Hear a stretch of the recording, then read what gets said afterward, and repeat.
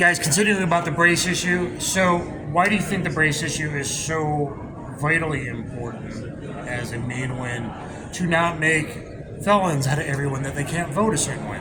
Yeah. Well, I mean, you certainly put your finger on the pulse of one of the issues here, right? Of basically just criminalizing a lot of people. The other thing is looking across the history of pistol braces. The ATF said 15 times across 9 years, pistol braces will not convert your pistol, or stabilizing braces will not convert your pistol into a short barrel rifle.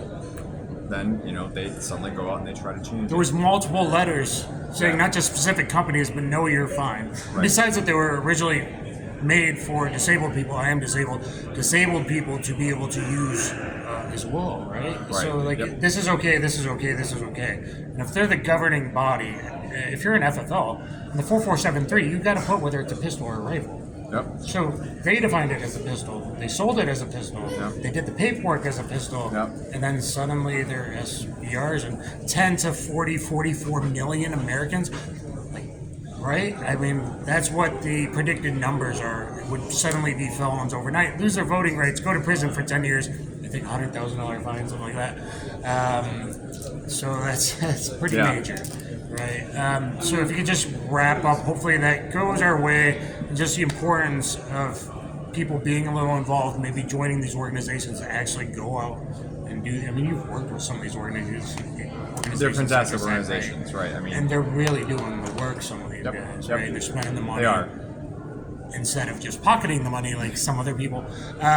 So, anything you want to wrap up about kind of the state of things and election coming up and just how people need to. We've come so far, but everything's really still up for grabs. You have to remember that when you're voting for the president, when you're voting for these positions, really the most lasting impact that the presidency has. There's a lot of things, there's a lot of damage, there's a lot of good and bad that a president can do right now during their term. The lasting impact are all the positions that they fill. I'm thinking about the federal judiciary, federal judges, federal circuit courts of appeals, the United States Supreme Court, because on a day-to-day basis, it's this, and it's going to be, what does the ATF do, which is another presidential appointee. But these federal judges are appointed for life, meaning that whoever gets into these positions, they're going to be running. And we got a couple that are looking maybe to retire, and then things could be a very slippery slope. They're trying to pack all those courts. Oh, yeah. Right? They're trying to change the numbers allowed even in the Supreme Court. They're looking at it again, yes. So guys, I think the important lesson is here. One of the best things you can do as an American is vote and get involved with some of the organizations that support your supposedly God-given right that government is not allowed to take away from you.